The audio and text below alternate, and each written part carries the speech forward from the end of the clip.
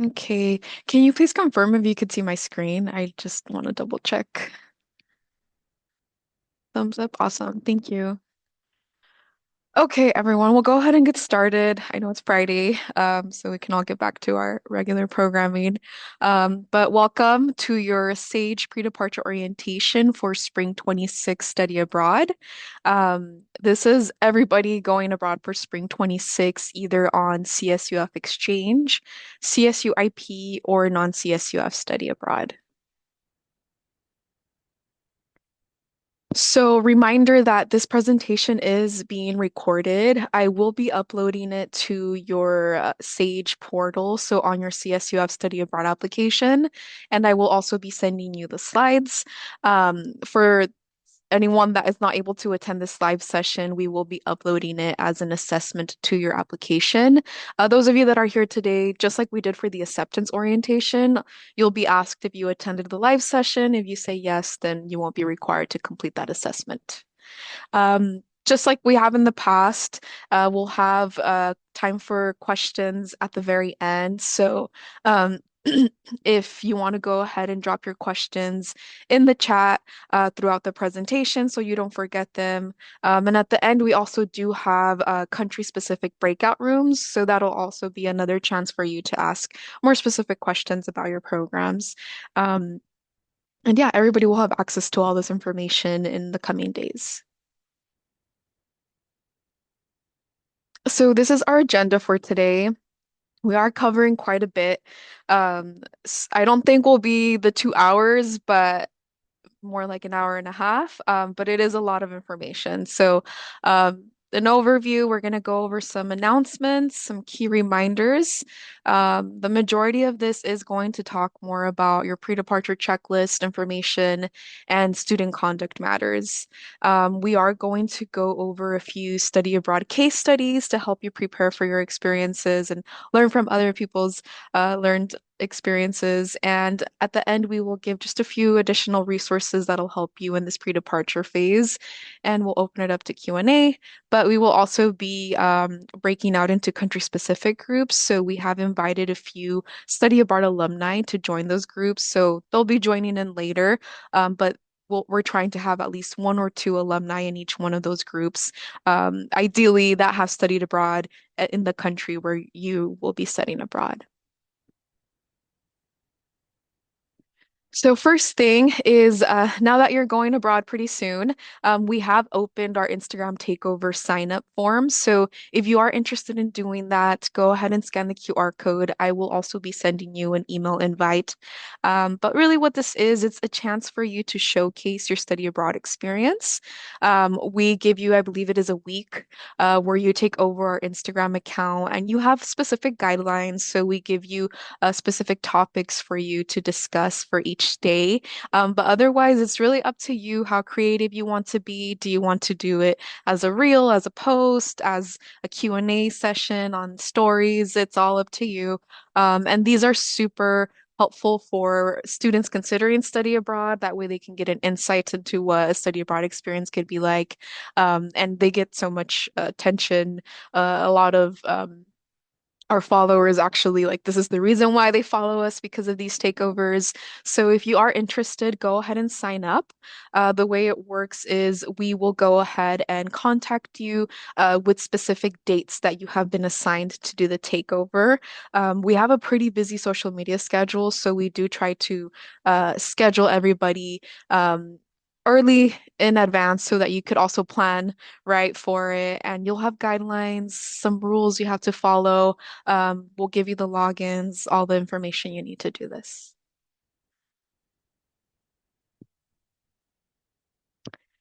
And the next thing we also wanted to promote today is our Global Titans Ambassador program. So, if you're not aware of this program, it is a volunteer opportunity that is open only to students that have previously gone abroad. So, at the end of your study abroad experience, you will qualify for this program. And it is a really great opportunity where you are able to continue to share your knowledge of study abroad with other Cal State Fullerton students, share about your experiences, tips. Most importantly, our Global Titan ambassadors are responsible for hosting our monthly info sessions. Anytime we have an on-campus event or we have to table, they are the ones representing our team. So there's a lot of hands-on experiences. It'll also become part of your experience that when you come back from study abroad, you just want to talk about it all the time, and maybe your close loved ones are tired of it. This is your chance, right, to just continue talking about what your experience was like and to people that are genuinely interested about it. So if you are interested in being a Global Titan ambassador, I will be emailing you more towards the end of spring 26. So you will still be abroad, most of you, but you will still be able to submit the application. And the commitment is for the year. So you would have to be able to commit for fall 26 and spring 27. We ask for a full year commitment. And if you want to learn more about the program, let me know. But just heads up that that'll be something you qualify for. We also wanted to remind you of campus closure dates. So, while you're abroad, our office is still your main point of contact if you ever need anything.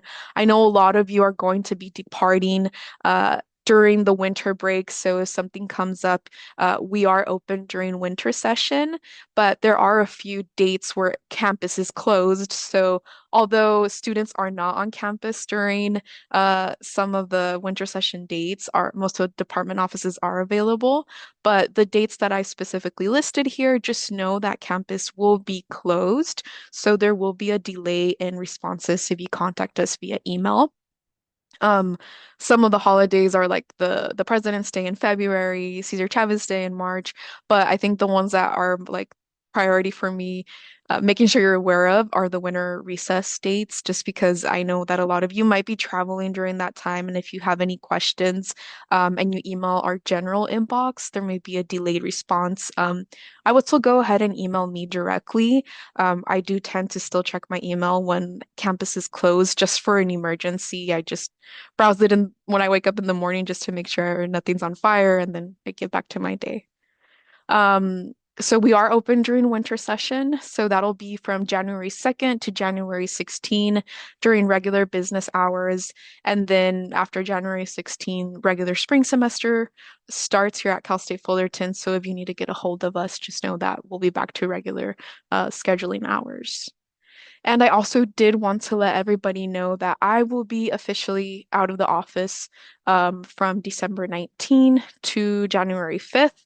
But like I said, you could still reach out to me. There just may be a bit of a delayed response. But especially if it's an emergency, we'll have a few more resources right now that you could also contact in addition to just emailing me.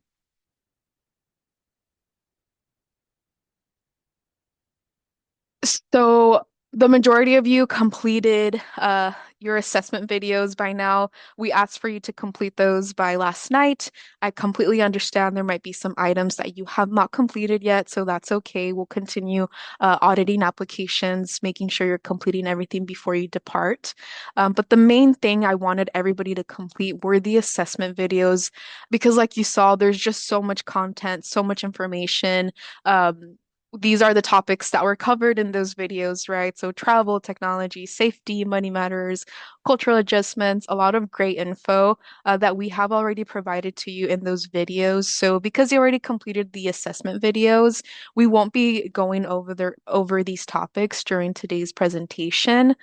But if you have any questions about these topics, we can open it up at the end.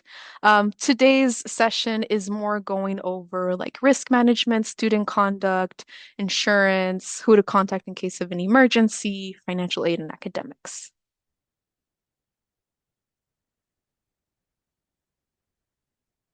Yes, everyone that's studying abroad should be in. If it's Jacob Pease, I think I know why. You can go ahead and send him the link, but the recording will also be uploaded.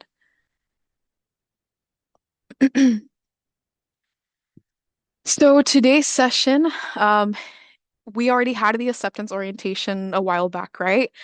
So what to expect, timelines, nominations, all of that, everything has happened. So today's orientation is more about what to expect now that you've been formally accepted by your host program. CSUF campus processing, things to know about while you're abroad. So that is what we're talking about today. Um, in the past, we used to require a pre-departure advising meeting, but we have made it optional now. So if that is something you want to book with me, go ahead and send me an email and we can set up a time. If this is it would be a short meeting just to, if you want me to double check everything is good on your application, if you have any final questions, it'll be a quick touch base, not required, it's optional. For a lot of students, it just helps relieve some of that anxiety, just making sure you've completed everything. So if you want to do that, just go ahead and email me directly. Pre-departure phase timeline. So this timeline you're also familiar with. We went over it during the acceptance orientation. And currently, the majority of you are around here, so either applying for visa, some of you might have already purchased your flights because you already have your visa. So most of you are in this phase, so halfway there. There's still quite a bit that will be happening, and we'll break down all of that today. So the major components of your pre-departure checklist are also located in your CSUF study abroad application. Um, but if you have any more of like individual questions regarding your visa, your accommodations, your flights, those can be addressed after this presentation during Q&A, or if you set up a one-on-one appointment with me. A lot of information, like we said, is covered in your CSUF study abroad application through those assessment videos or through learning content. And please know that you could refer to any of that while you're abroad. So you'll still have access to that application if you remember, like, oh, there's the travel health insurance step-by-step guide in my application and you need to use it. You could always log in and access that. Your post application was due yesterday. And like I said again, it's okay. I know some items you might not have yet. Some of the common ones are going to be like your itinerary. Some of you don't have your acceptance application letters yet. So that's okay. You can hold off on submitting any of those questionnaires until you have them. Just know that in the meantime, you will continue to receive those automated email reminders. And we will also be auditing applications to make sure you've completed everything before departure. The other common question are transfer credit approvals. So that one, there's no hard deadline for that. So if anything, that'll be the questionnaire that just remains incomplete until you actually have approvals to upload. And we'll talk a little bit more about that process later. So Duo has been implemented for a while, and this has carried on through a few of our study abroad orientation cycles. But I still keep it here because every cycle there's at least one student that is not able to get into their CSU Titan portal because they didn't have the Duo app somehow. So just a reminder that before you leave, we highly recommend that you get the Duo app so that while you're abroad, you can still access your CSUF Titan portal. The main reason why you would want to access that is because while you're abroad, you will be enrolling in classes for fall 26, right? So you want to make sure you have access to all of that. So if you haven't done this, make sure you do it.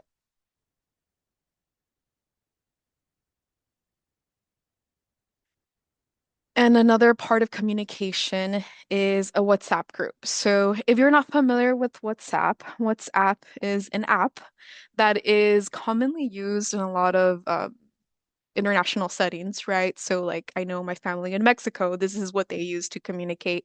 It's like Messenger, right? But it is more commonly used in other countries. Um, we have created a study abroad Spring 26 group in WhatsApp. So all of you will be required to download this app on your phone. And this is what we use to communicate with you in case of an emergency. I will also send you an email with the link to this, but you have the QR code here.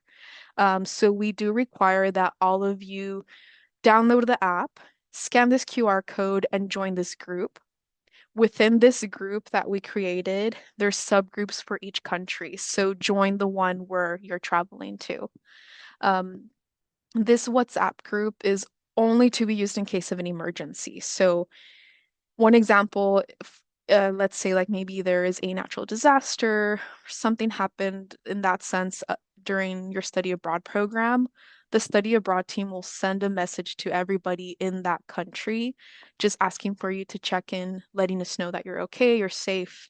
Um, that's it. So ideally, this, if everything goes well, right?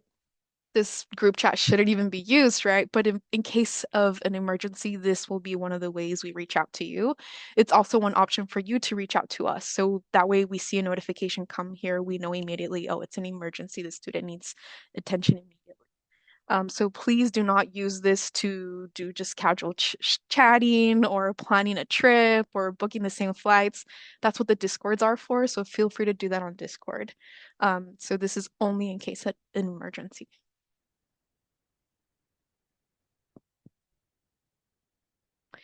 And this is our 24/7 emergency phone number that we also ask you save in your phone. So this phone number will connect you to the person on our team that is in charge of risk management. So any emergencies while you're abroad. So please, I would go ahead and save this number on your phone. Um, and this isn't your only option for an emergency, but let's say maybe it's you can't get a hold of a person at your host university or one of your professors, right? Or you find yourself in a situation where there really is no one around you, or you're not aware of the local emergency contacts. This is a number that you could always reach out to.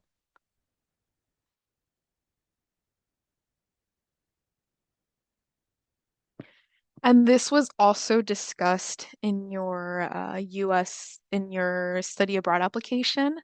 Um, we also require that all study abroad students enroll in the STEP program. So this is a free service to all US citizens and nationals that allows you to go ahead and enroll anytime you travel, and it'll give you updates like any if anything has happened in that area where you're going to be, you'll receive live updates. If anything were to happen, it's a way that the travel.gov is able to track US residents. So this is a requirement for everybody studying abroad. It takes a few minutes. It'll probably just ask like for um, your travel dates, location, basic info like that. Um, there is no way that our office can confirm that you actually did this. So we provide you with all the information, and we trust that you're doing this. So it is to your benefit for your safety. So please do this. It only takes a few minutes.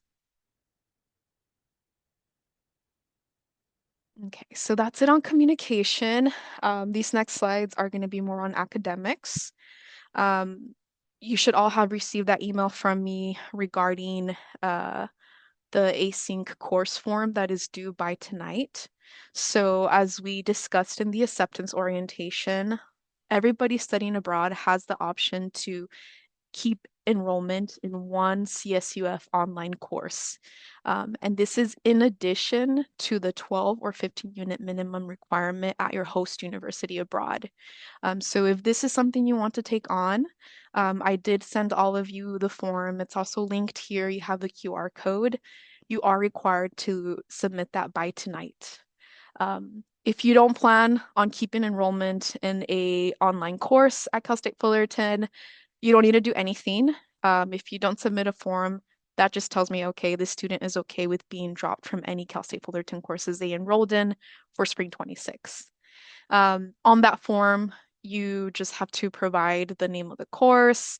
Um, you have to agree to a few terms because it is a lot that you'd be taking on if you are choosing to keep enrollment in one online course. So we just want to make sure you're aware of all those commitments. and that deadline is today, tonight, 11:59 p.m., because next week I will be notifying registration and records so that all of you can be in the coded in the placeholder courses and dropped from any CSUF courses you applied or enrolled in.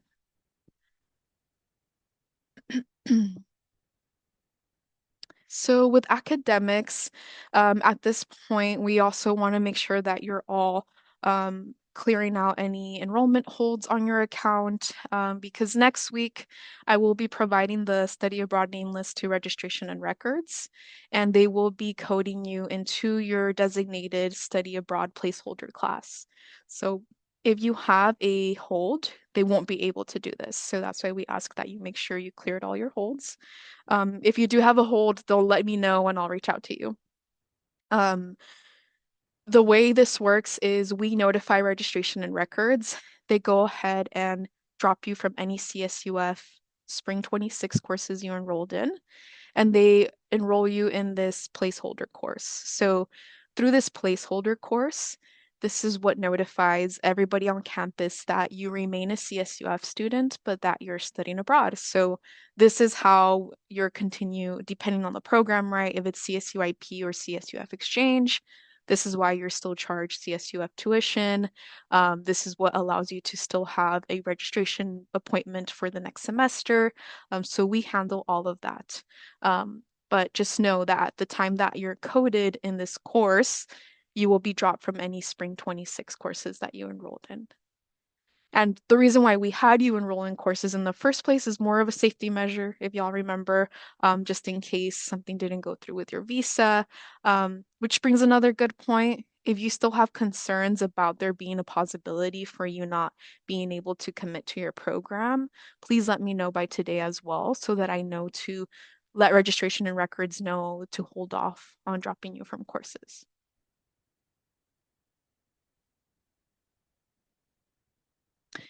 And more on academics. So we have already discussed this at our last meeting, but just another reminder that you have to make sure you're enrolled in 15 units for CSUIP programs and 12 units for CSUF exchange programs and non-CSUF programs. This is a requirement, and really it's tied to financial aid reasons. If for whatever reason you're under enrolled during your program and you receive financial aid and your program ends and we find out, oh, they were only in 8 units and you earned financial aid, you're going to have to pay back financial aid, right? So we want to make sure that you're meeting all these requirements. So please, please, please make sure you, as you're enrolling in your courses while you're abroad, you keep full-time status enrollment. All of the classes you take abroad must be reported to Cal State Fullerton. So whether you need the class credits or not, whether you pass the class or not, um, it is a semester abroad that you're completing, right? So you're taking courses, you're enrolling in a course, you will be granted an official transcript for completion of that program. So just keep in mind that everything is has to be reported back to Cal State Fullerton. Um, Sometimes I have students that assume that because it's a study abroad program, they can pick and choose what classes to report back to Cal State Fullerton registration and records. That is not the case. We are required to report everything back to CSUF registration and records so that they update your TDA and transcript. Reminder that you are also discouraged from taking courses abroad for credit, no credit, pass or fail. We prefer that you take courses for letter grades. And please note that your program's transcript reporting times can vary, right? So after your program ends, we do not receive your transcript immediately. It can take a few weeks, a few months. Right now, I'm still waiting for 2 students to get their transcripts from Spring 25 study abroad, right? So, in average, we say can take up about to a whole semester after your program in order for your CSUF TDA and transcript to be updated. So, this is why we don't recommend that seniors in their last semester study abroad because there's no way that or is very unlikely that we would have your transcript by graduation time. So just know that it is very common for your grades to take quite a few months for them to show on your TDA.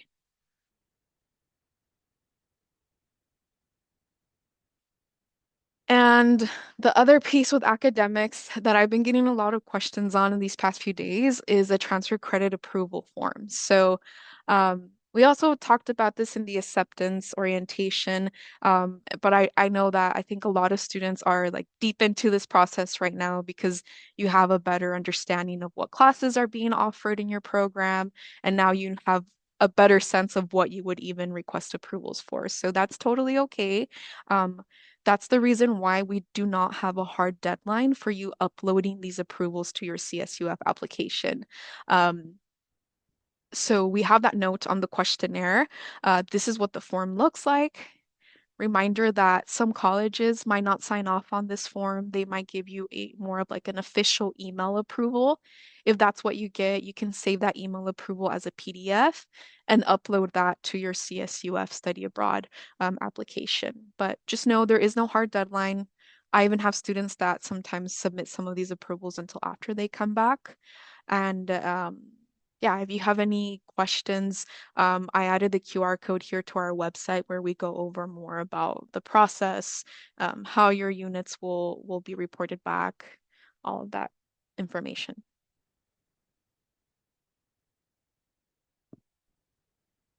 Financial aid. So financial aid is another major component of this process right now before you leave.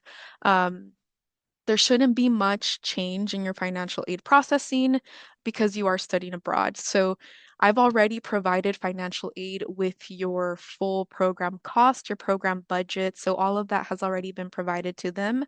Um, they have your program dates. So they are aware of all of that. If you do receive any scholarships, we are required to also notify the financial aid office. So um, the students that got the Gilman Scholarship, for example, we do have to report that to financial aid. The only thing that you have to do at this point is make sure that you have direct deposit set up, because you'll be abroad when your money is dispersed, right? If you are awarded any grants, you're going to be abroad, so you want to make sure you have direct deposit. We've had unfortunate events where students didn't have direct deposits and the check was mailed to their house, and there was no one designated that was able to go ahead and cash or transfer that check to them. So please, please, please make sure you have direct deposit set up. As a backup, you could also designate someone to communicate with financial aid on your behalf. Um, this is something I believe you could do directly with the financial aid office, like officially assigning a loved one to be able to communicate with financial aid on your behalf. This would only be something, I mean, this is something that you could come in handy like in that scenario where that student had a check sent to their house. If they would have had somebody on file, then perhaps that person could have communicated directly with financial aid. The other thing that you have to do is just make sure you have cushion or buffer for funds available to you while you're waiting for financial aid disbursements. So we'll go over like disbursement timelines. It's usually 10 days before your program. Um, but just make sure that you have a plan, right? What are you going to do up to before you have that money? You want to make sure you're budgeting for all of that. And we won't go so much into money matters because you had that topic covered in your assessment video, but prior to departure, we recommend that you have about $200 in your country's currency, just to have while when you arrive, just in case something comes up or you need to buy a meal, like you have that cash. We don't recommend you travel with large amounts of cash, not safe. But usually around 200 is what we recommend.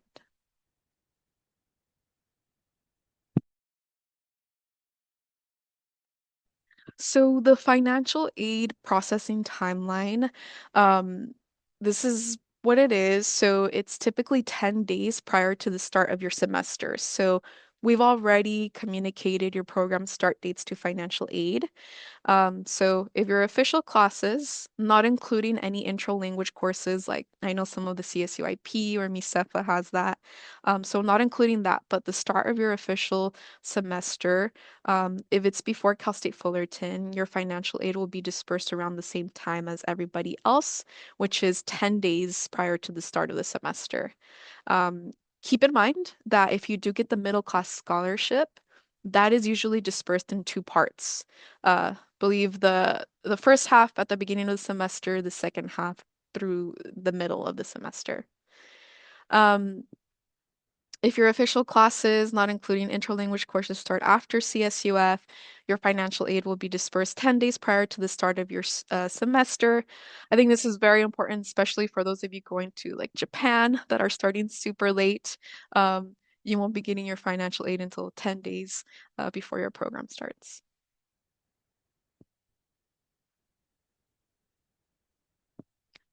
Let's see. So, student business services processing. Um, let's see. This slide has a lot of info, but I think the main takeaways here is um, for those of you doing IP and reciprocal exchange, your CSUF tuition and fees will be collected from your aid funds, and any remaining funds will be forwarded to your bank. So, um, if financial aid usually covers part or most or all of your tuition for those two types of programs, IP and exchange, everything will be handled as usual.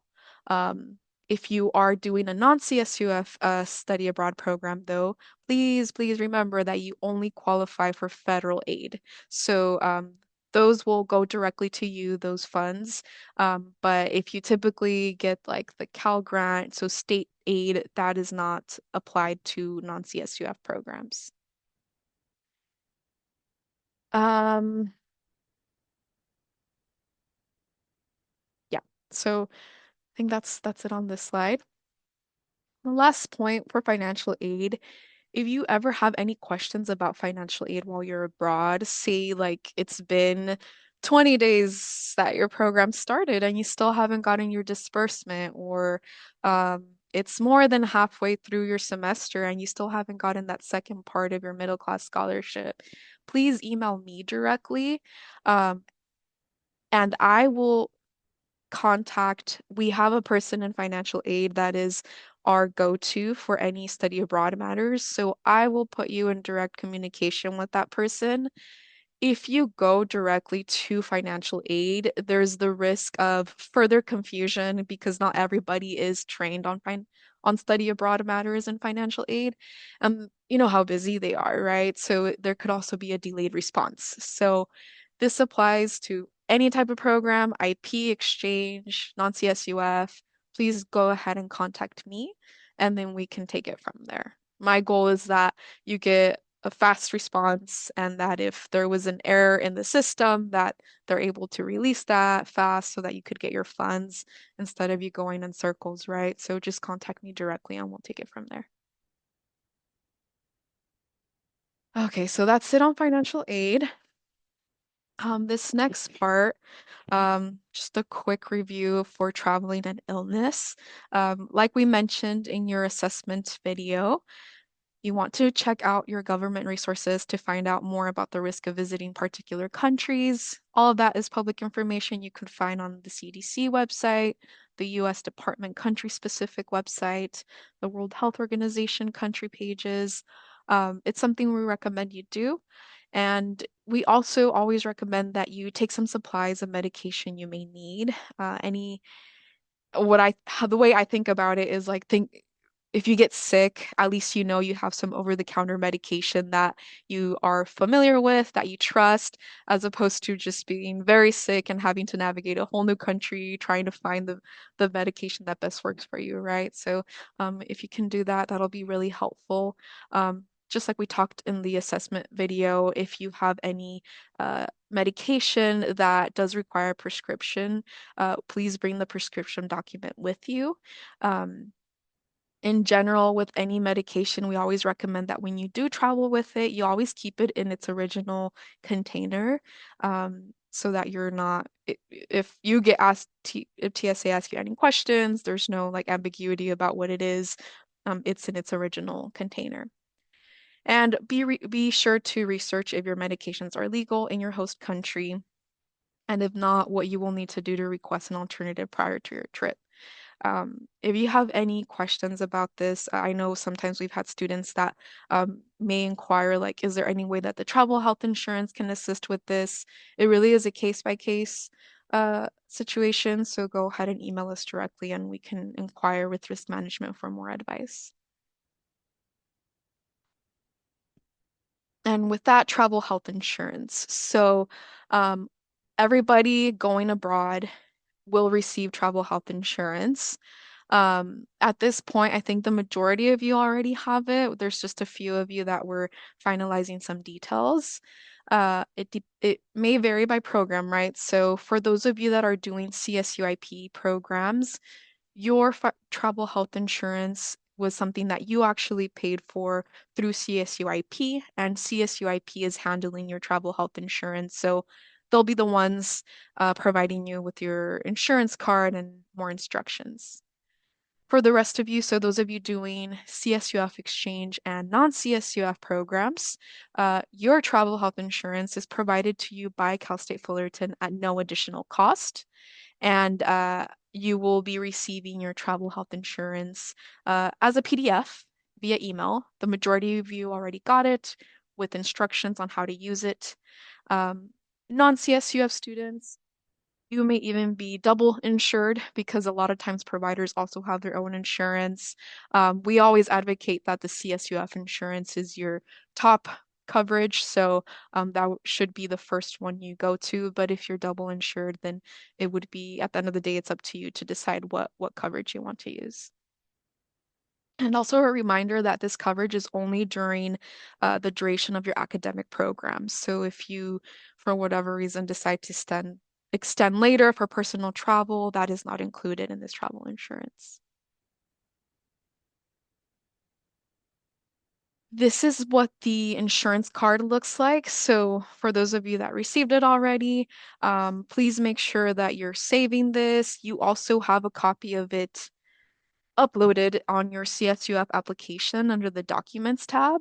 You have it linked in the official email that was sent to you by Risk Management and our team.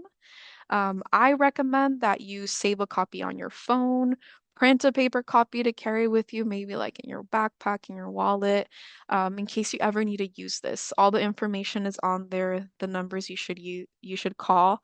Uh, with this insurance, we also want to clarify that this is health insurance. So sometimes we have students confuse it with travel insurance, such as like, oh, if my flight is delayed, if they lose my luggage, that's not the type of insurance here.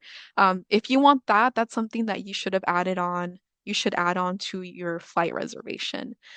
This is travel health insurance. So let's say you get sick while you're abroad and you need to see a doctor, you need to be prepared to pay for those services out of pocket, but save all your receipts, invoices, and then you would work with the insurance to get a reimbursement. The insurance, all their services are listed here. So if you need help finding a local hospital that speaks English or recommendations, they would be able to help you. And of course, the team at your host university will also be of assistance to you. But just know that when it comes to the cost, typically the way it works is you pay out of pocket, save receipts and invoices, and then at the end you will be reimbursed. So if you have any questions on how to use this, or if you find yourself abroad and you know you need to use this, but you don't know where to start, you can also reach out to me. We'll start that process. It's just really important that if you want to get reimbursement for any medical expenses, that you go through uh, the insurance claim process. Sometimes we've had students that get medical attention, pay everything out of pocket, and then they ask for a reimbursement, and it's been months and it turns out they never called the insurance, so there is no record of a claim being open for this scenario, right? So more instructions in your CSUF study abroad application, or email me if you have any questions. And we also want to remind everybody, embedded in your application was a learning content titled Your Mental Health Travels Too. This is something that we compiled with resources, tips. There's homesickness. A lot can happen while you're abroad, and we hope that these resources can help you through this process. So again, reminder that you always have access to your CSUF Study Abroad application if at any moment you want to go back and review this. And I also wanted to remind everybody that while you're abroad, if there's ever any moment, any point during your experience abroad where you feel like you would need services through CAPS, please contact me directly, and we are able to work directly with the CAPS team to set up an appointment with you. And they have been really great with working, super flexible with working with like time differences. So please know that those services are still available to you when you're abroad. You just got to reach out to me. And as you see the trend here, it's better to reach out to me first so that we could go ahead and point you or connect you with the specific individuals that we have already connected with in these various departments. Okay, so the next few slides are going to be more heavy on student conduct and safety. Um, all of everything I'll be talking about in these next slides you signed off on within your application when you applied to study abroad. So you signed a code of conduct, you signed a release of liability form. So all of you have agreed to follow these policies and conducts while you're abroad. But really, like sometimes I feel like these next slides might seem like, oh, we're expecting like the worst behavior or like if I don't know, like if we're scolding the group, but that's not the case. It's more the case of we've just seen we've just had so many experiences and really the priority here is your safety. So just reminding you, right, that when you're abroad, you still remain a Cal State Fullerton student. Um, and really the priority of everything is ensuring that you're safe while you're abroad and that you have a great experience. So with that, SAGE is committed to ensuring the preparedness and safety of students and program leaders who embark on study abroad programs. The purpose of the information on this orientation and the Student SAGE portal application is to inform students about the responsibilities to uphold CSUF and CSU policies related to student conduct while participating in their programs. So this content here has been pulled from the student conduct that you signed in your application. So it's just a reminder that these are things that you already agreed to. All of this still applies to you when you're abroad. So first point is use possession or distribution of alcohol under facilitating the use, possession, or distribution of alcohol by any underage individual. So by signing that agreement, you agree that you will not participate in these activities, right? Um, with that, we want to highlight that with study abroad, we are completely aware that the drinking culture is a very common thing that students experience.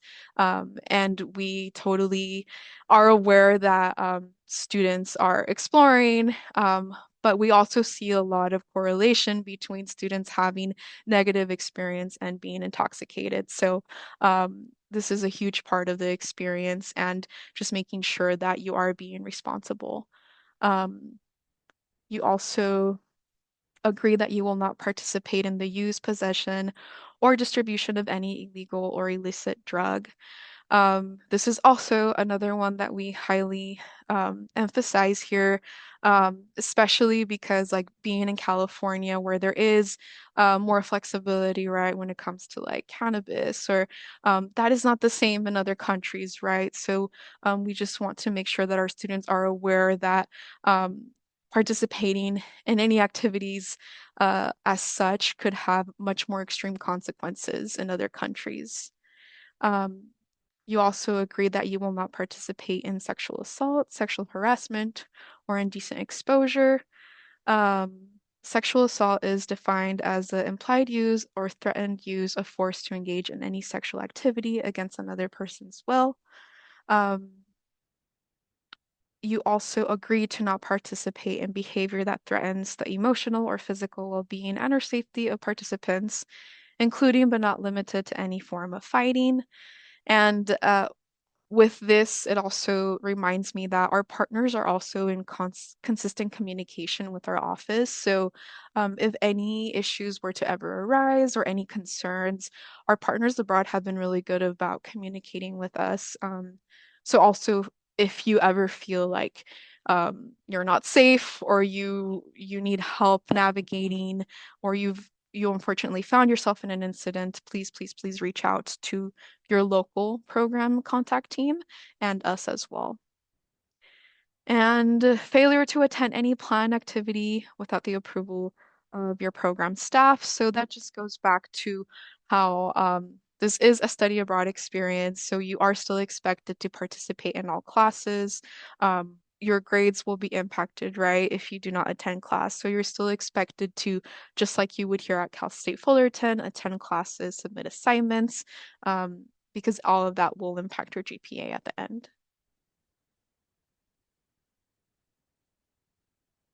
And this is more on expectations. So I won't read over every bullet point on this one. Um, but also, like, again, a reminder that these are also policies that apply to you here at Cal State Fullerton. And they are also being applied to you in the study abroad setting. Um, and I think this slide also speaks more to the fact that when you are abroad, you are also a representative of California, Cal State Fullerton, right? So all of these things really matter, being respectful. If there are any curfew rules that you need to abide, especially like I'm thinking of like dorms, right? They could have strict hours. Um, Not permitting other students that are not participants in the program to accompany you. This is more like if it's during the academic components of your program, during your free time, we know that you're out exploring, traveling, that's fine. Um, Abiding by local laws and regulations. So that's another thing that we recommend you do before you leave. Maybe look at maybe like searching what are some of the laws and regulations that I should be aware of as a US tourist, right?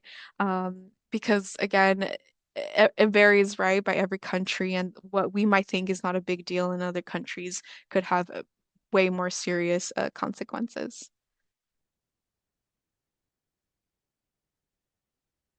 So, some possible consequences for violations. Um, CSUF disciplinary action. So again, even though you are in another country, you're studying abroad, all of this still comes back to Cal State Fullerton.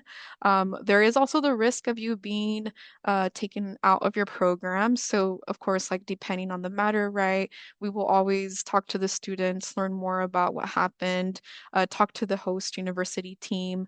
But depending on the scenario, there have been scenarios in the past where it has had to end with ending the program.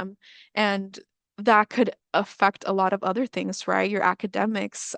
We would hate for you to be pulled from a program when it's too late for you to continue your coursework here at Cal State Fullerton, thus your whole academic plan being interrupted, right? Legal consequences, that could be another one.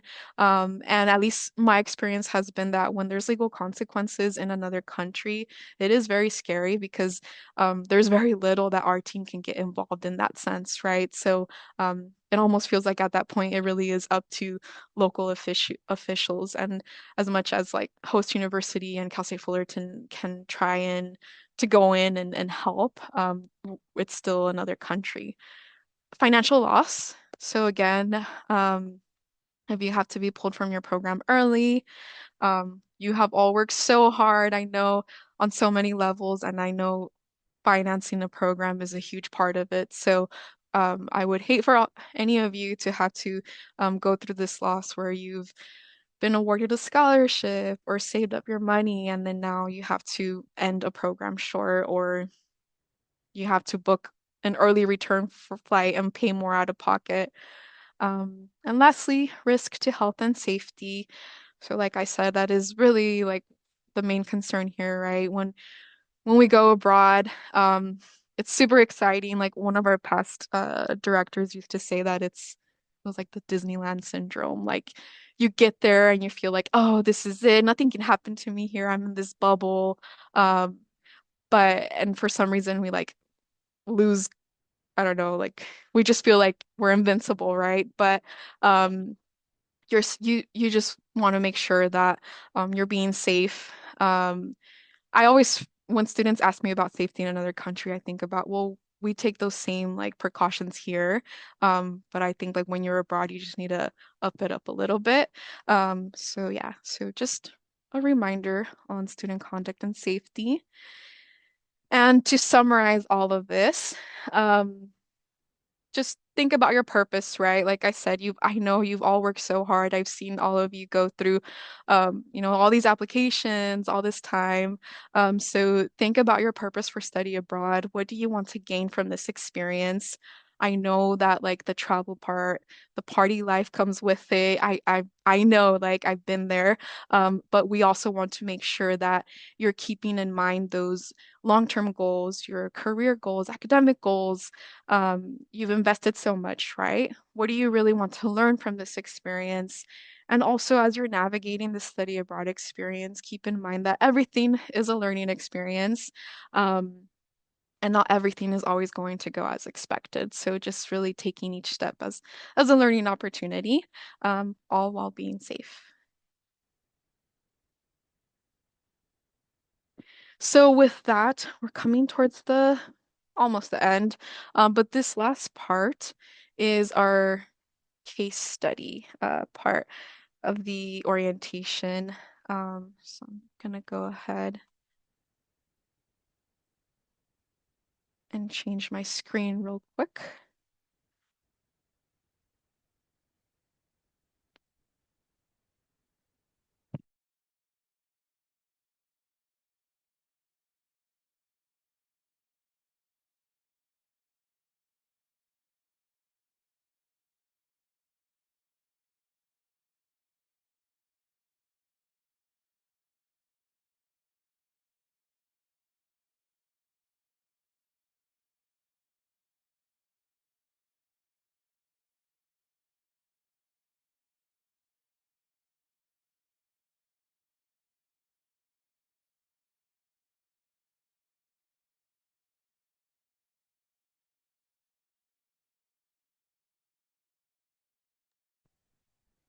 Um, Sorry, one more time. Could you confirm that you see my screen? It should say study abroad case studies.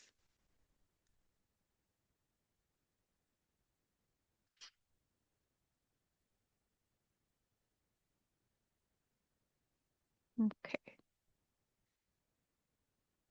So these next case studies that we'll be going over, these are incidents that unfortunately actually happened to Cal State Fullerton students. So we've taken a few of these examples, and we put them in this Mentimeter presentation so that we could all just take a further look. And the goal here is to learn from other people's experiences. So that you don't have to go through this. Um, so if you all want to join, you have access to it's not sharing, huh? To the QR code. My bad. Okay. So if you all want to join with the QR code, it's or go to menti.com and use this code here at the top so you could join. It'll be a little bit more interactive this next part. So I'll just give everybody maybe a minute to go ahead and join.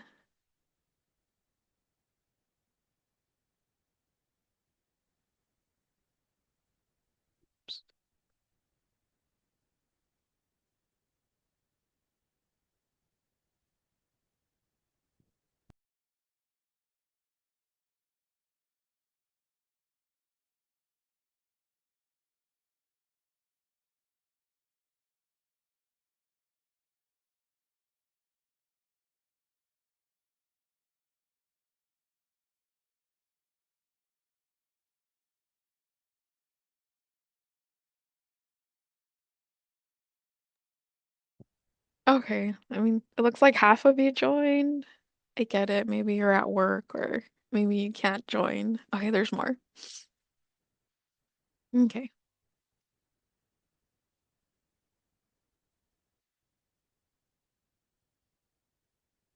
Awesome. So I think we'll go ahead and get started. Yeah, majority joined. So we'll go ahead and get started. So let's see. So this first case study is about visa and immigration.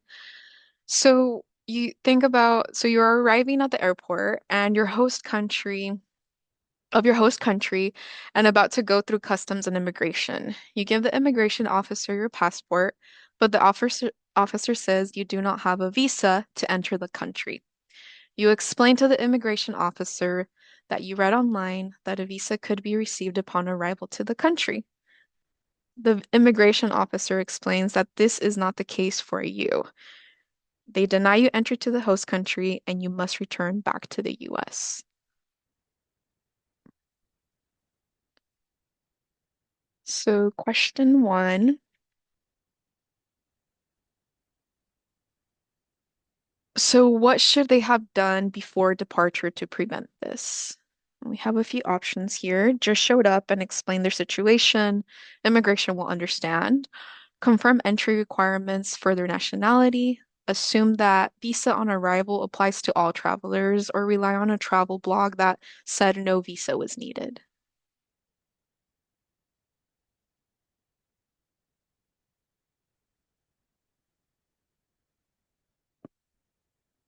Great. Yeah.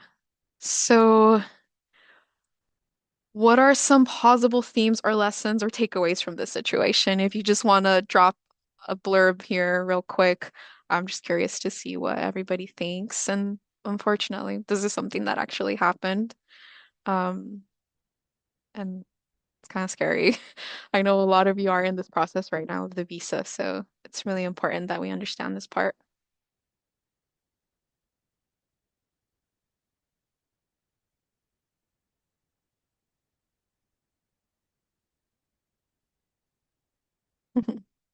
Be prepared for anything, get my visa. Make sure to do everything on time, not to procrastinate. Do your research and get the visa done before your flight. Research requirements thoroughly before departure. Yes, yes, yes. All great answers. Um, so what actually happened? These were actually two different instances where something like this happened. The first student, they were a non-US passport holder, and so the procedures that applied to their US classmates didn't apply to them. And that student did need a visa prior to arrival according to their passport citizenship. So this is why we always specify that you, when you're looking at the requirements for your host country, you base it off of your passport citizenship. If that makes sense, right? So you can't assume that, oh, everybody in the Discord channel said they don't need a visa, so neither do I. We don't know what their status is, right? So we want to make sure that we're looking specifically to what yours is. The second student was advised by their program's arrival instructions that they needed to obtain a visa prior to entry, but the student read online that they could just obtain a visa upon arrival. In both cases, the students had to immediately withdraw from their programs. So again, like all you mentioned, doing your research, but making sure that they're credible resources.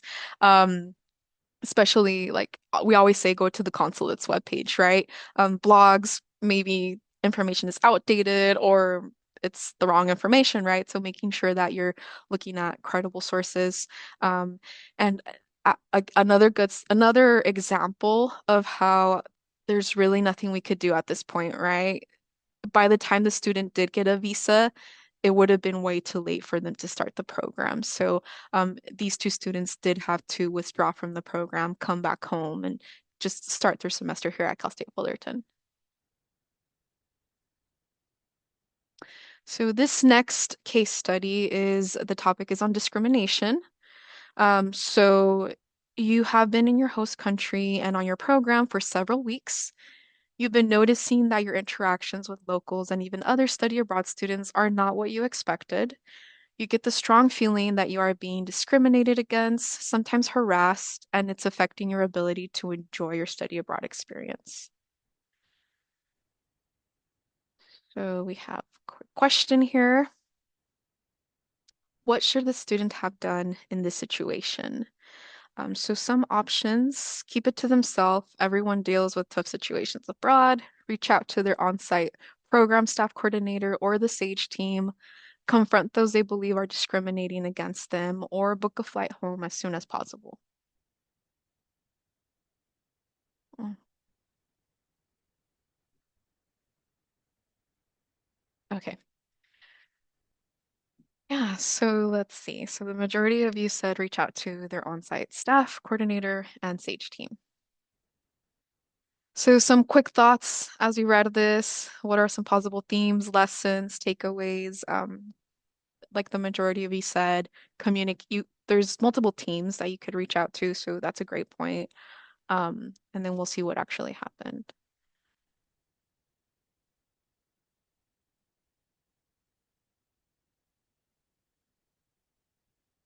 So we'll make other friends,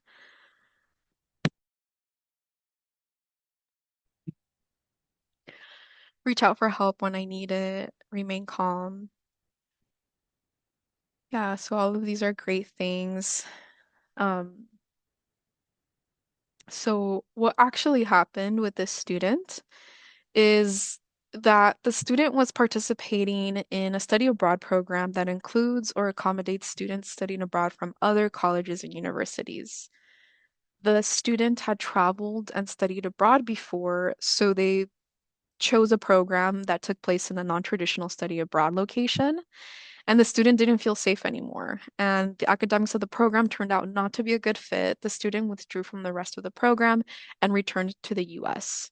So I think the key word here is safety. So the student did not feel safe. We don't know like to what extent, like what was the harassment, right? But the minute that the student was verbal about not feeling safe anymore, comfortable about remaining on the program, they did reach out to the local team on site and also to our team. So again, this goes out to all of you. If you ever feel like you're not in a good place, you don't feel comfortable, like all of you said, you already tried making friends, you already tried um, but again, like safety, you feel like there's something that's really not clicking there. You it's even like affecting your academics, right? We're never ever going to force you to stay in your program. So if this is the case, again, please reach out to us. We work closely with risk management, the host universities to ensure that what is the plan to get you back home. So we just want to make it clear that nobody is forced to stay in their program if it's not the safest fit for them.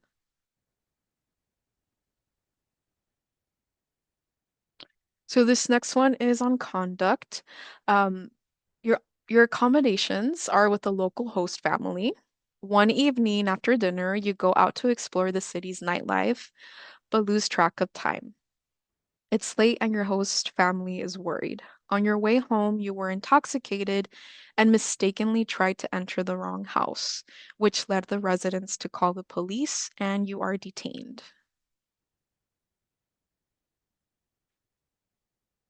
So, with this one, what could have helped them avoid this horrible situation? Not go out at all while studying abroad. Assume locals will understand mistakes by foreigners.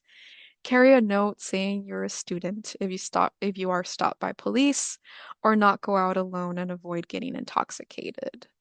Um, so we'll see. Go ahead and submit your response.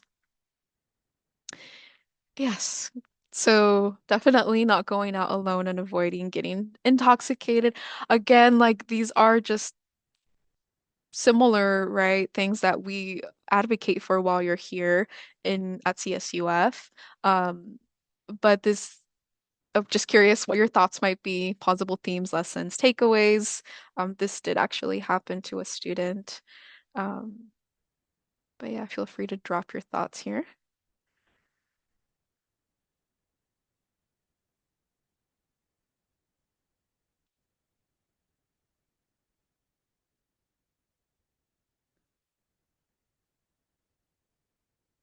Yeah, so being careful, being mindful of your actions.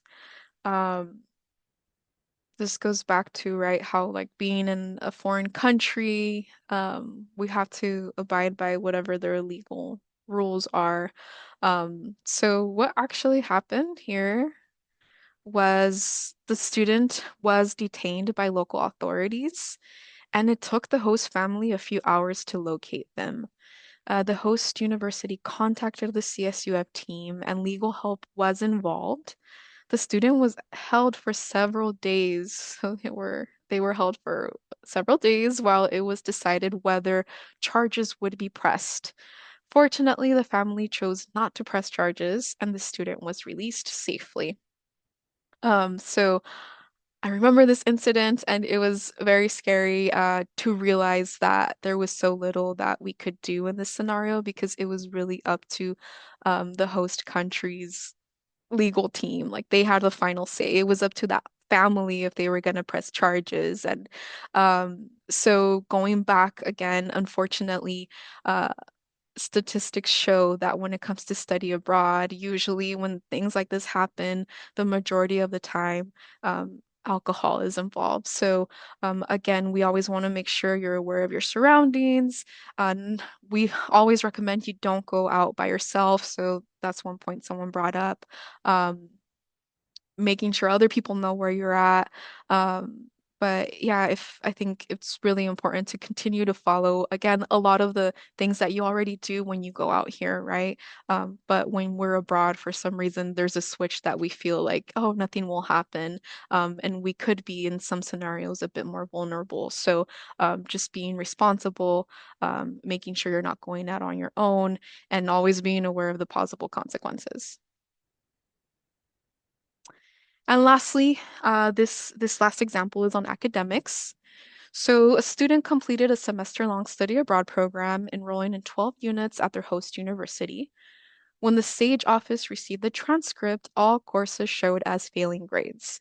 Upon follow-up, the student explained that because none of their courses had been approved for transfer credit, they chose not to attend classes and instead spent the semester traveling and experiencing the local culture. So, what uh, what steps could the student have taken to avoid this outcome? They could have asked Sage or an advisor for help with course approvals, attend classes while working on approvals, skip classes and focus on travel, accepting the academic risk, still attend class because the grades would affect their CSUF GPA.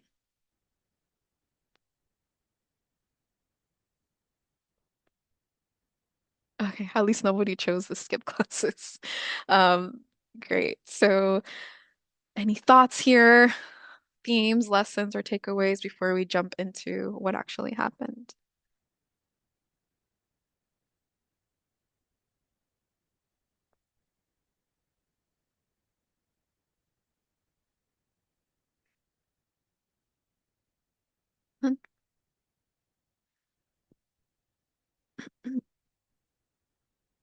Okay, we'll move on to what actually happened. Um, so what actually happened is, so Sage, like I said earlier, we are required to report all study abroad grades to CSUF registration and records. So the failing grades were added to the student's CSUF transcript and lowered their GPA right before graduation. Like they were literally graduating the month after these grades were submitted. Although they were still able to graduate, the grades remain on their record, and students are typically required to submit official transcripts from higher education institutions they attended, including their study abroad host university, which could impact your future graduation or graduate school applications. Um, so in this case, um, again, all the courses you're taking at the end of your program, we are going to receive a transcript, and we are required to report that to Cal State Fullerton so that your grades are updated. Um, Reminder, if you don't obtain transfer credit approvals, you're still going to earn elective credit. right? So you're still earning credit for those classes. It's still going to count towards your GPA. And prioritize the study and study abroad, right? I know that travel is a huge piece of this, exploring a new country, a new culture, but you are there as a full-time status student. So we want to prioritize that. And I think about the student, like how unfortunate it is that if they do decide to apply to grad school, and this goes for everybody here, when you apply for grad school, you are required to submit official transcripts for any higher education institution where you obtain credit. Since all of you are studying abroad, that does mean that if you do eventually apply for grad school, you are going to need to obtain an official transcript from that host university. So this student, if they ever do that, they're going to submit a transcript with all failing grades. So yeah, so everything is reported. It affects your GPA. Go to class, submit assignments, try your best. We are completely aware that you're navigating a whole new academic system. If you ever have trouble, please reach out to us. Even when it comes to the transfer credit approval process, if you're not getting responses from departments, if you're not sure where to start, please reach out to us and we can try our best to see who would be the designated person in that college to review your courses. But if you don't get approvals, they're still going to count as elective units for credit. So no, there's no choice of opting out of that. Well, thank you everyone for participating in that.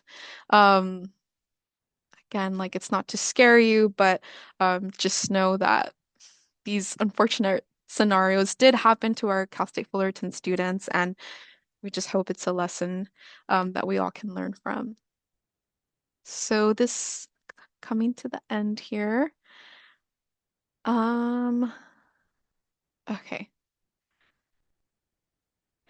So with that, again, reminder to please join our emergency group on WhatsApp. So download the app if you don't have it, join the Sage Spring 26 community, and then join that subgroup for your specific program country. Um, I just put this on here, but in your study abroad application, we do have a pretty extensive packing list if that's something you need. And you can still go ahead and meet with me if you want to do a last check-in before you depart. I will be hosting drop-in hours through the end of the semester.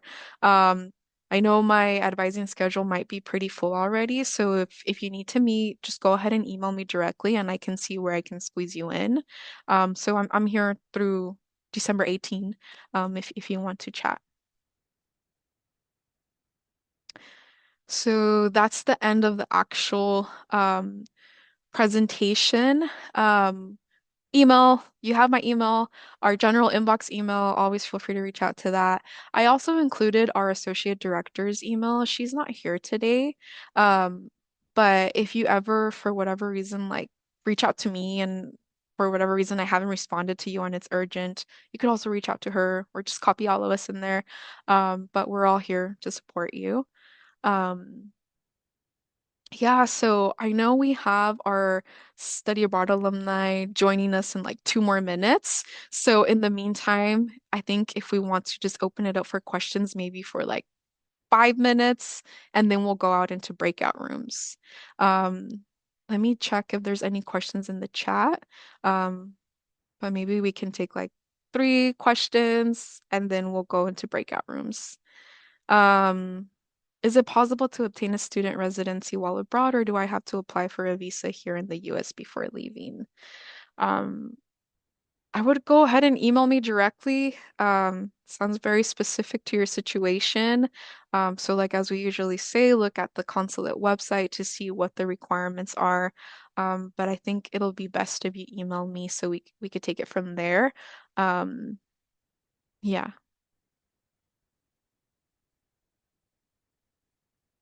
Yeah, you're welcome. Any other questions? Any questions on the content that you all reviewed on your assessment videos?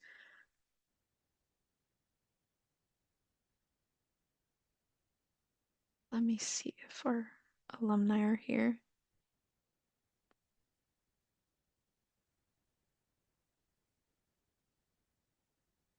Okay. Okay, well, most of our alumni are here, so I'm gonna go ahead then if nobody has questions or save your questions for the breakout rooms. But that'll be the end of this. So I'm going to go ahead and open our breakout rooms. Oh, one more question, sorry. Oh, Joshua answered. Cool. Thank you. Okay. So in these breakout rooms, you have the chance to connect with each other. And we also have the honor of having a few study abroad alumni that have studied abroad. I mainly focus on the country, right, where you're going to. So feel free to ask them any questions. Thank you all for joining again. So for those of you that are joining as our study abroad alumni, please, like, this is your chance to share your tips, your experiences. Um, Otherwise, after the breakout rooms, you're free to go, or even if you can't stay for the breakout rooms, it's not required. So let me open that. But if you have any questions, reach out. We'll be in touch.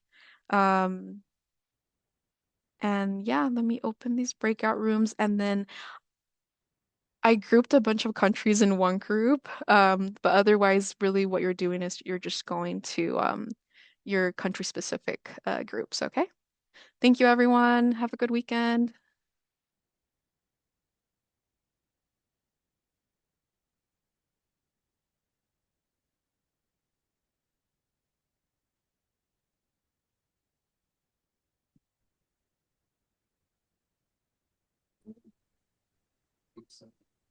Hey, Abby, Mm-hmm. are we in breakout rooms right now? I just opened them. Okay. Do So you see? Uh, if I join, will it take me to the place? yeah. Is it giving you? Are they on there? Here, let me Yeah, see. I see the join breakout room. I can Oh, try. okay. Okay, we go.